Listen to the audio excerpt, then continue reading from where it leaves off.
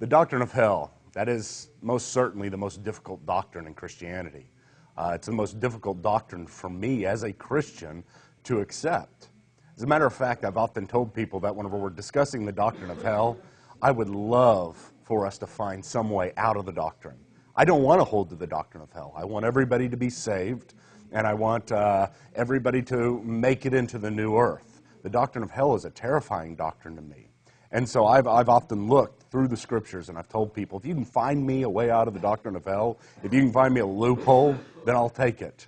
But whenever I look through the Scriptures, that's what I find, is the doctrine of hell. One important thing to talk about whenever we're talking about these types of difficult doctrines is that you and I don't really have a vote in truth. It's not as if we can sit around and discuss this and get around a table and have a committee and say, hey, do we want the doctrine of hell to exist anymore? Do we want hell to exist anymore? And as if our vote really matters in reality. The only thing that matters in reality is what God has said, and we submit ourselves to His Word and what He has said. Sometimes we would change things, and sometimes we like them just the way they are. But we don't pick and choose. We're not cafeteria Christians.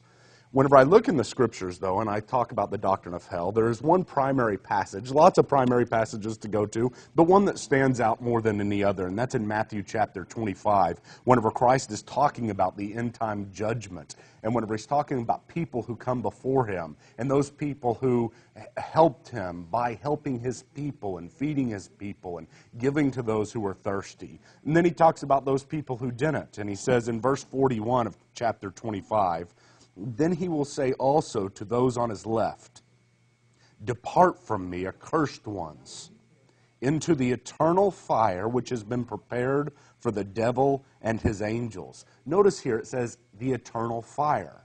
Now we may stop there and say, yeah, the fire's eternal, but the punishment's not eternal. We have a popular view out there called annihilationism, which I would like to hold to, but I can't find.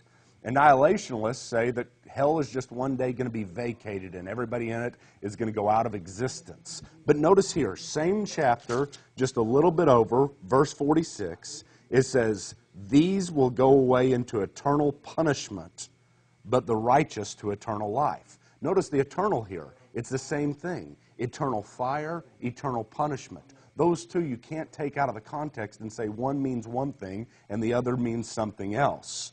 It is eternal punishment by eternal fire. Now, I don't believe necessarily that the fire is literal. I just think it's saying that it is a terrible punishment. And here's what it comes down to with the doctrine of hell, and what we must understand, is that, as C.S. Lewis said, the doors of hell are locked from the inside. People are in hell because they have eternally rejected God. And God has provided His means of salvation, His love for them, but they hate Him, and they eternally hate Him. Therefore, hell is eternal.